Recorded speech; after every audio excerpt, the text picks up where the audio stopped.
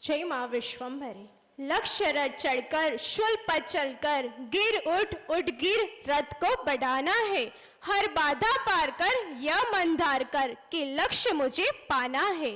हे जीव, जब तू इस संसार में आया था तब अपने लक्ष्य को तय करके और माँ को वचन देकर आया था, लेकिन इस जीवन चक्र की मोह माया में हम अपने लक्ष्य को भूल गए हैं। हम सबका जीवन एक लक्ष्यमय होना चाहिए। यदि जीवन में लक्ष्य न हो तो जीवन व्यर्थ बन जाता है। लक्ष्य यानी ध्येय। लक्ष्य को प्राप्त करने के लिए 3 चीजें अति आवश्यक है। पहली दिशा, दूसरी गति और तीसरी एक क्षण की जागृति। तय की हुई दिशा, तय की हुई गति और एवं एक क्षण की जागृति, इन तीनों चीजें हमें हमारे लक्ष्य की ओर आगे बढ़ने के लिए अत्यंत आवश्यक है। हमारे देश के जवानों का लक्ष्य सदैव देश की रक्षा करने का होता है। झांसी की रानी का लक्ष्य अंग्रेजों को देश से बाहर करने का था। गांधी जी का लक्ष्य अहिंसा परमो धर्म था। अर्जुन का लक्ष्य सिर्फ और सिर्फ मछली की आग को भेदना था। हनुमान जी का लक्ष्य सीता माता को लंका से वापस ले आने का था। ठीक इसी तरह हमारे श्री महापात्र जी का लक्ष्य अनेक जन्मों से सुप्रीम पावर तक पहुंचने का था। ठीक इसी लक्ष्य के अधीन पर श्री महापात्र जी ने अपने सत्कर्म के सुवास द्वारा माँ तक पहुंच पाए हैं और साथ ही साथ हम सभी मानव जात को माँ के दर्शन कराते हैं।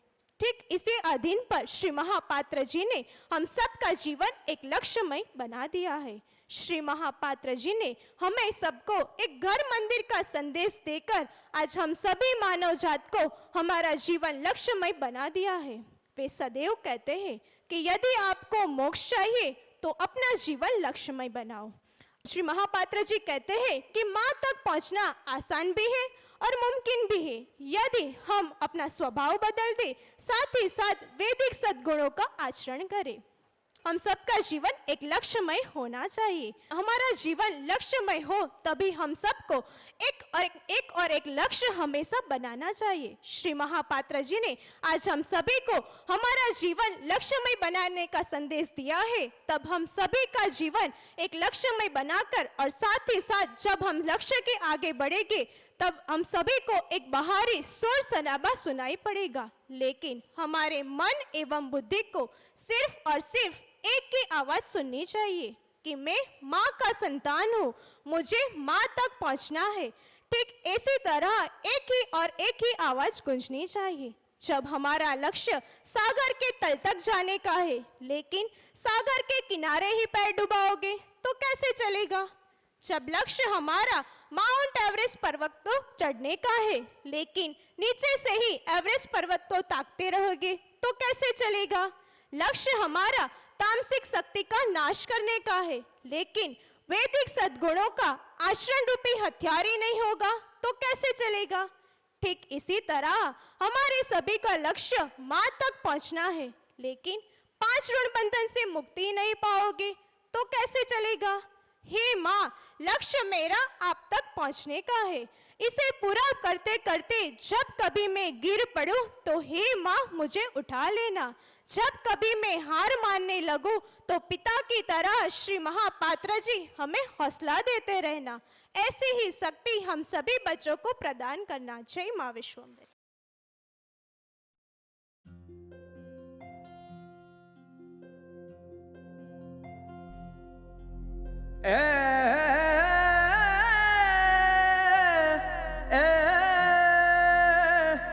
कलयुग कालो कर्म वधे अधर्म उत्पात भार बंजवा भूमिनो पधार्या महामात पधार्या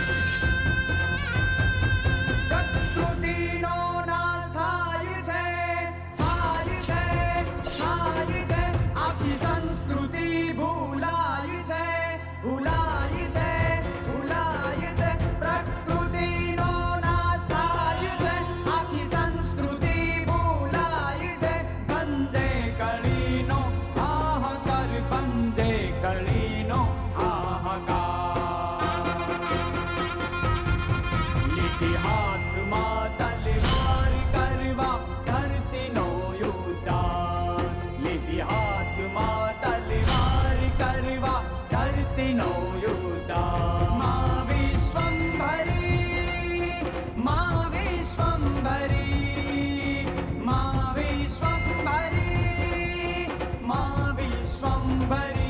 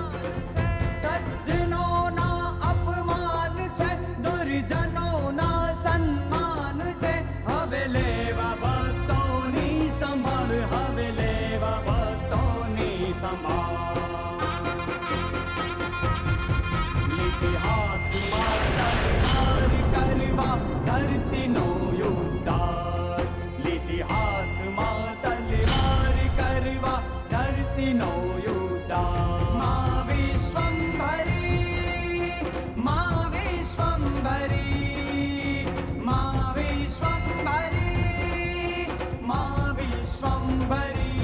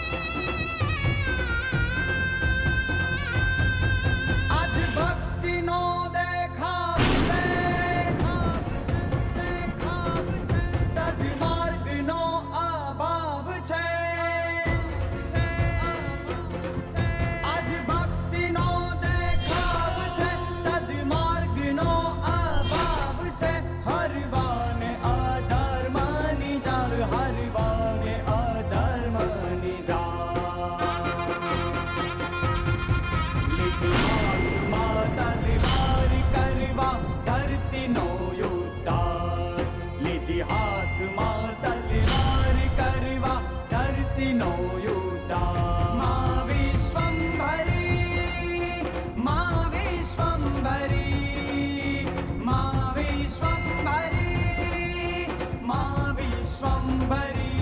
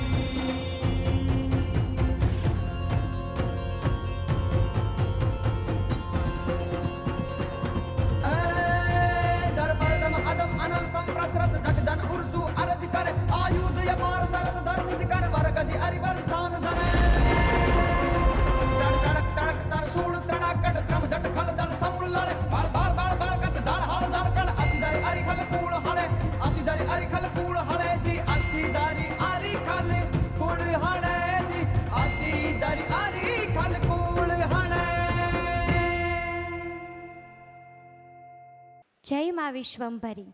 સત્સંગ ये शब्द सुनते ही हमारे मन में सबसे पहले क्या विचार आता है कि सत्संग यानी कि भजन, कीर्तन, धून, भगवान के नाम का पाठ। लेकिन नहीं, श्री महापात्र ने इसका हमें सही अर्थ समझाया है।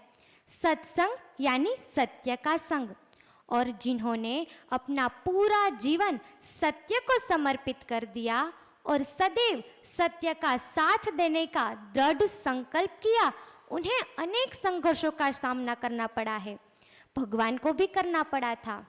और आज स्वयं श्री महापात्र भी अनेक संघर्षों का सामना कर रहे हैं, क्योंकि उन्होंने इतने बड़े सत्य को आज विश्व के सामने प्रकाशित किया है। सत्य का साथ देने का फल हमें क्या मिलता है, सत्संगति का फल हमें कैसा मिलता है, आइए एक कहानी से समझते हैं। एक भंवरा हर रोज फूलों के बगीचे में जाता था, जहाँ पास में एक गंदी नाली बहती है। उसमें एक कीड़ा रहता था। एक दिन भंवरे की नज़र उस कीड़े पर पड़ी और कीड़े से पूछा कि तुम इतनी गंदी जगह में क्यों रहते हो? तो कीड़े ने कहा, यह मेरा घर है।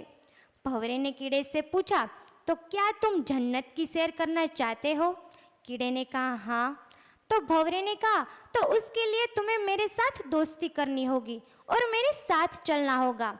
क्या तुम मेरे साथ चलोगे? कीड़े ने कहा, हाँ, मैं आपके साथ अवश्य ही चलूँगा। भंवरा ने कहा, ठीक है, मैं कल तुम्हें अपने साथ ले जाऊँगा। अगले दिन भंवरा कीड़े को अपने कंधों पर बिठाकर फूलों के बगीचे में ले जाता है और उसे एक फूल पर बिठाकर वह दूसरे फूलों का रस चूसने चला जाता है। शाम को भंवरा कीड़े को अपने साथ ले जाना भूल जाता है और कीड़ा जो भी फूल पर बैठा है वह शाम होने के कारण वह फूल बंद हो जाता है और सुबह माली आकर फूलों को तोड़कर वह फूलों की माला बनाकर बिहारी जी के मंदिर भिजवा देता है और वही माला बिहारी जी को पहना दी जाती है और थोड़े दिन बाद वह माला उतारकर यमुना जी में प्रवाहित कर दी जाती है। कीड़ा यह सब देख रहा है और कहता है, वाह रे भंवरे, तेरी संगति से मुझे भगवान का स्पर्श भी हो गया और अंतिम समय मुझे यमुना जी में प्रवाहित भी कर दिया। यह भंवरा और कोई नहीं लेकिन हमारे जीवन में मिले एक सत्संगी पुरुष है, जो हमें इस जन्म मरण के चक्र में से बाहर निकालकर बहुत दूर ले जाना चाहते हैं। आज हम भी उस कीड़े की भांति इस संसार की गंदी नाली में पड़े हुए हैं। तभी एक सत्संगी पुरुष, सत्य का मार्गदर्शन करने वाले सच्चे मार्गदर्शक श्री महापात्र हमें मिले हैं, जो हमें इस भवोभव के बंधन में से मुक्त कराने के लिए सदैव मार्गदर्शन दे रहे हैं।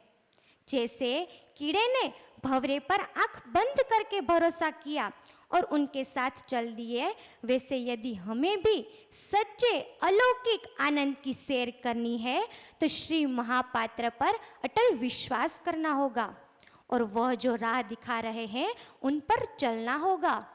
आज श्री महापात्र जो गाड़ी लेकर आए हैं उसमें हमें शांति से बैठना होगा, क्योंकि इस जन्म मरण के चक्र में से मुक्ति दिलाने का काम सिर्फ विश्व विधाता माँ विश्वम्भरी ही कर सकती है, क्योंकि वह सुप्रीम पावर है और उन तक सिर्फ और सिर्फ श्री महापात्र ही पहुँचे हैं। इसलिए उनको इस मार्ग का पूरा अनुभव है। हमें बस शांति से उनकी गाड़ी में बैठना है। क्या हम ऐसा कर सकते हैं? यदि हाँ, तो उसके लिए हमारे जीवन में आचरण होना बहुत ज़रूरी है, क्योंकि श्री महापात्र कहते हैं कि आचरण ही सर्वश्रेष्ठ भक्ति है। जैसे हम बिना टिकट के कहीं पर भी मुसाफरी नहीं कर सकते, उसी तरह यदि हमें अपने लक्ष्य तक पहुंचना है और श्री महापात्र की गाड़ी में बैठना है तो हमारे पास 9 मोती की माला और 17 वैदिक सद्गुणों के आचरण की टिकट होनी अति आवश्यक है, ताकि कोई भी परेशानी आए भी तो हम इस टिकट के माध्यम से उसका आसानी से हल कर पाए। तो आइए शुद्ध आचरण, दृढ़ संकल्प और अटल विश्वास के साथ अपने जीवन की नैया को पार लगाकर अपने लक्ष्य तक पहुंचकर अपने जीवात्मा का उद्धार करते हैं। जय माँ विश्वम्भरी।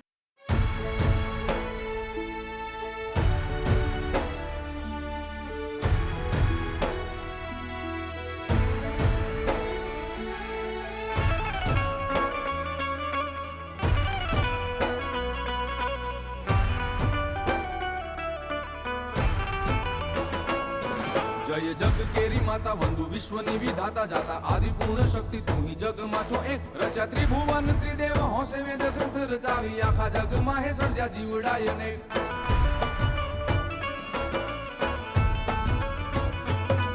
જય જગ કેરી માતા વંદુ વિશ્વની વિધાતા જાતા આદि પૂર્ણ શક્તિ તું ही જગ માં છો એક રચા ત્રિભુવન ત્રિદેવ હોસે વેદ ગ્રંથ રચાવી આખા જગ માં હે સર્જા જીવડાય ને પૂર્ણ પરમેશ્વરી કેરી આજ્ઞાથી શક્તિઓ પ્રગટે જ્યારે સૃષ્ટિમાં થવા દે અસુરોનો જોર હરે અંધાર ભેગાર શક્તિ પાળમાં અસુર હણે સુરેશ્વરી દુનિયામાં શાંતિ શુભો હણે સુરેશ્વરી દુનિયામાં શાંતિ શુભો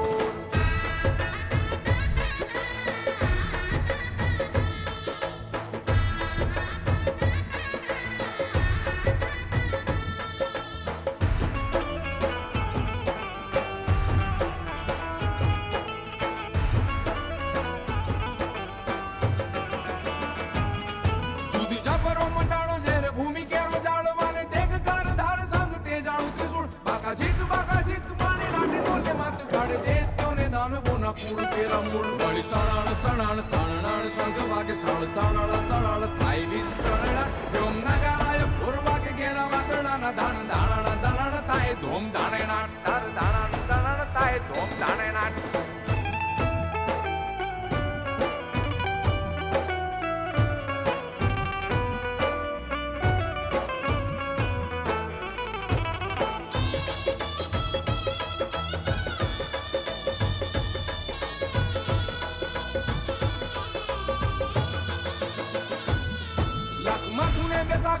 તાપ ઘણો લાગે સત સત સુર જાણે રહ્યા તાપી એક સત તેજ પારવાર સોહે મત પ્રચંડ લીલા લાડતી ઉમંડ્યો ગળું ગળું થવા ચંદ હતો માં ચરી કેસરી સવારી લાગે ભાઈકારી કેવી અસ્ત્ર શસ્ત્ર સંગ ભૂજા સોહે સોહે એવી આ કરી રહ્યો નાલા મત ગોર ગર્જના ઉત્રોતે પારી ઋષિ મુનિ ભણી રહ્યા વેદ કેરો પાઠ પારી ઋષિ મુનિ ભણી રહ્યા વેદ કેરો પાઠ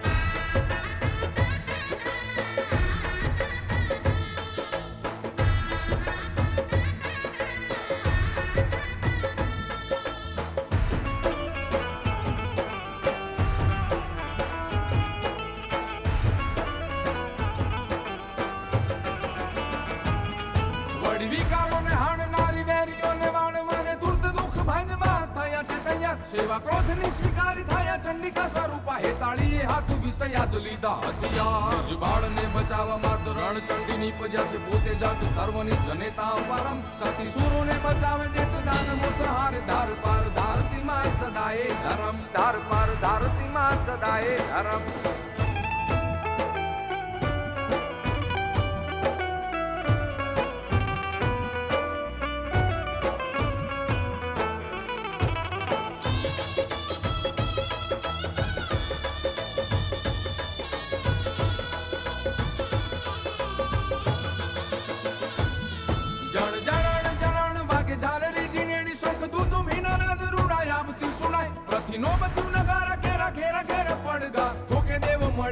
आरती उठाय भारती आरती मानी गाड़ती दारूर गणो रती मानी आरती मारुदाती रखाय मती वाणती जाणती विकार सम्मान मीना गति ने सुधारती है आरती गणाय गति ने सुधारती है आरती गणाय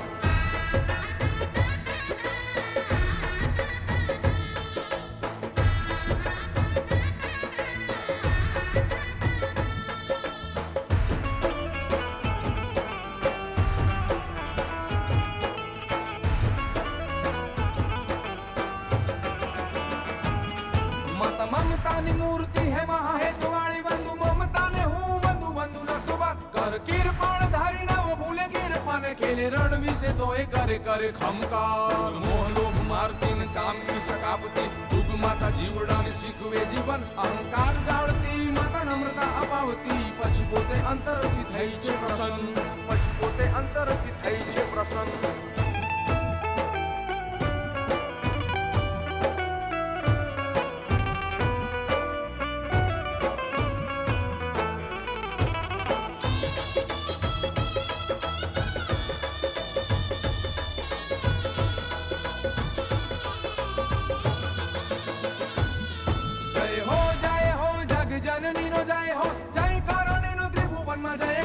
सब थाकी वरसावे देव फुलडानी राणा गीरा गरबीला साधे मन गुण गाय सृष्टि समर्थ श्रीकार भार भूमिनो सहारणी आब आवनी मानु महिमा अपार देवी विश्व भारी सर्वेश्वरी आदेश्वरी अजा लड़ी लड़ी वंदु तूने वंदु वंदु लखवार लड़ी लड़ी वंदु तूने वंदु वंदु लखवार लड़ी लड़ी वंदु तूने वंदु वंदु लखवार। जय माँ विश्वम्भरी। क्या भक्ति करने का कोई सही समय है? ऐसा विचार हमारे मन में जरूर आया होगा। कई लोग कहते हैं कि भक्ति तो हम 50-60 साल की उम्र होगी तब करेंगे, लेकिन क्या हम वास्तविक भक्ति का अर्थ जानते हैं? माला जपना, पूजा पाठ करना, क्या यही सही मायने में भक्ति है? नहीं। श्री महापात्र कहते हैं भक्ति यानी स्वयं को पहचानना, हमारे भीतर जीवात्मा के साथ जुड़ना ही सही मायने में भक्ति है। और यह तो हमें बचपन से ही आदत डालनी होगी। जीवन के प्रथम पड़ाव से ही भक्ति की शुरुआत करना योग्य निर्णय है।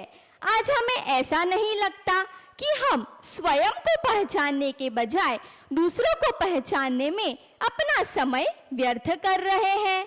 श्री महापात्र के अनुसार सुबह एवं शाम 20 मिनट माँ की आरती करके बाकी का सारा समय अपने कर्तव्य को निष्ठापूर्वक निभाना ही सही कर्म भक्ति है। क्या संसार को त्याग कर भक्ति करना उचित है? नहीं। यदि संसार को त्याग कर हम भक्ति करते हैं तो हम प्रकृति के नियमों को तोड़कर महाशक्ति के गुनहगार कहलाते हैं। भक्ति करने की कोई उम्र नहीं होती। भक्ति तो प्रहलाद ने 5 साल की उम्र में की थी, ध्रुव ने भी बचपन से ही की थी और मीराबाई ने भी अपनी युवानी में की थी और इन सभी ने ईश्वर को प्राप्त भी किया था। आज के समय में यदि बच्चा भक्ति करना चाहे तो माता पिता तुरंत कहते हैं कि ये तो तुम्हारे खेलने कूदने की उम्र है। यदि युवानी में भक्ति करे तो कहते हैं यह तो तुम्हारे धन दौलत कमाने के दिन है। और फिर जब वृद्धा अवस्था में भक्ति करने का समय आए तो मनुष्य शक्ति विहीन बन जाता है। इसीलिए श्री महापात्र कहते हैं कि भक्ति करने की कोई उम्र नहीं होती, भक्ति तो हमारे भीतर ही होती है। तो आइए दी हुई भक्ति का सच्चा अर्थ समझकर अपने जीवन को धन्य बनाते हैं। जय माँ विश्वम्भरी।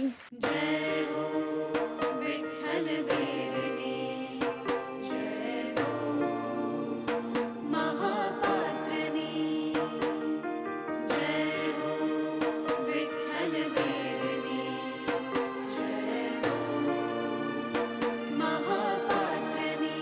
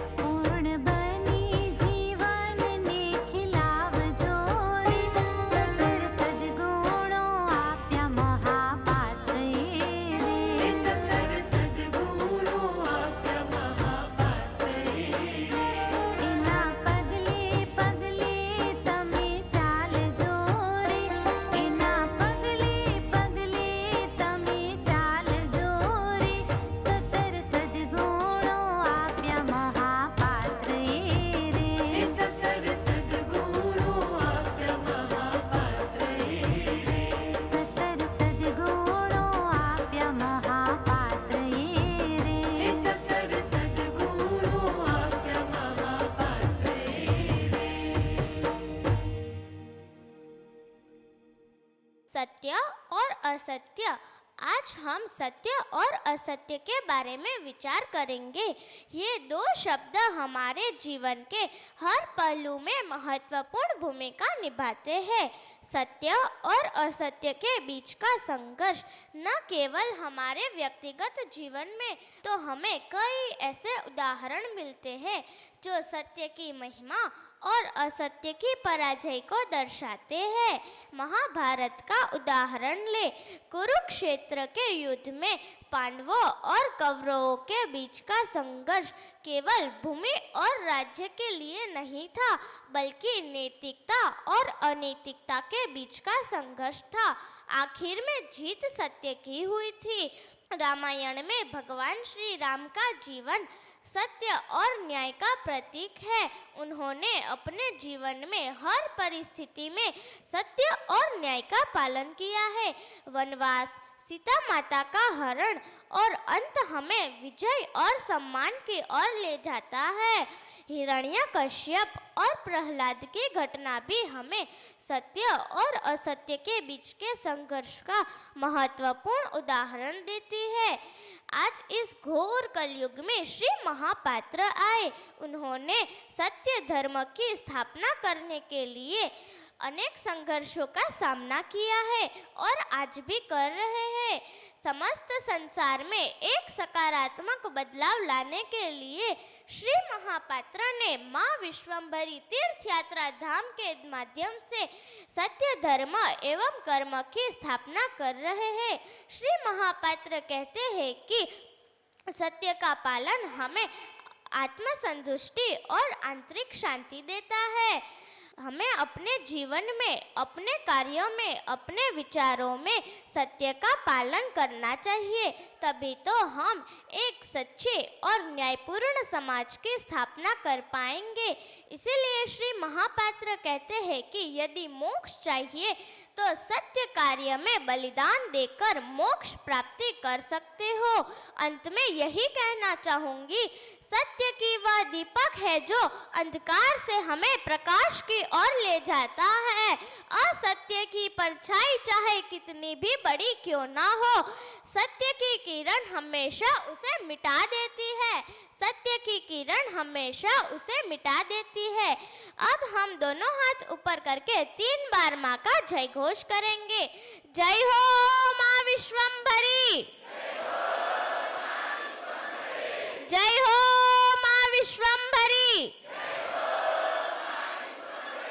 अरे जरा जोर से तो बोलिए, ये आवाज ब्रह्मांड तक पहुंचनी चाहिए। जय हो माँ विश्वम्भरी, जय माँ विश्वम्भरी।